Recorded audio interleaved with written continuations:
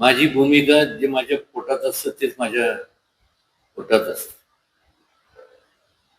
मी ह्या अगोदर सुद्धा कधी कुठलाही विषय असो, जे योग्य आहे त्याला योग्य मी म्हणत असतो.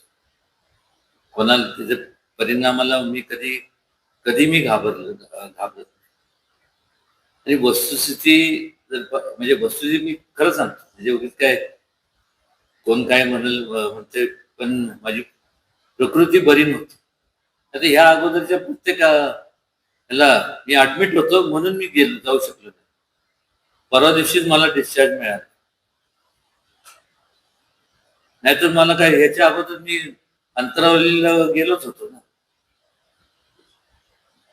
ज्या ज्या ज्या ज्या वेळेस कुठलाही असू दे, हे मराठा आरक्षणाचा विषय असू दे, नाही तर कुठले कोणावरती अन्याय होत असेल तर नेहमी प्रत्येकाला माहित आहे, नेहमी धावून जातच असतो.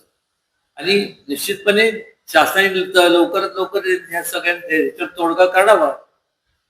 आणि या बाकीचे जे काय ते एक इंग्लिश मध्ये एक म्हणजे जाऊन दे, जास्त तपशिलात जाण्यापेक्षा शासनाने ह्या आंदोलन करणारा जे आंदोलन करतात त्यांची जी जे काय जे प्रमुख आहेत त्यांच्याशी चर्चा करावी आणि लवकरात लवकर त्यातनं मार्ग काढावा.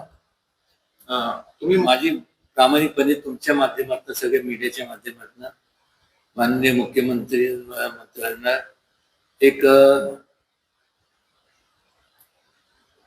विनंती करणार आहे मी की जे आंदोलन करते आहेत त्यांचे जे काही बाकीचे जे काही टीम आहे त्यांच्यावर लवकरात लवकर त्यांच्यावर बसावं, त्यातनं तोडगा कसा काढता येईल, ते कसं बसवता येते आणि त्यातनं मार्ग लवकरात लवकर निघेल ही प्रत्येकाची अपेक्षा आहेच. ते झालं पाहिजे. नाही, माझं त्यांना एवढंच सांगणं आहे की तरी शेवटी त्यातनं लवकरात लवकर शासनाबरोबर बसून मार्ग काढावा.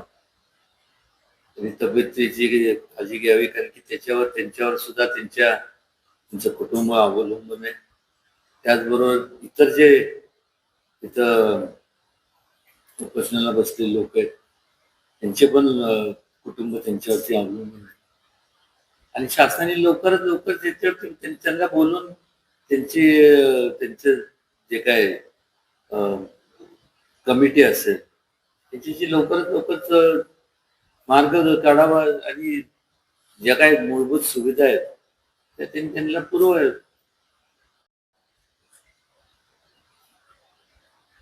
माझी भूमिका जे माझ्या पोटात असतं तेच माझ्या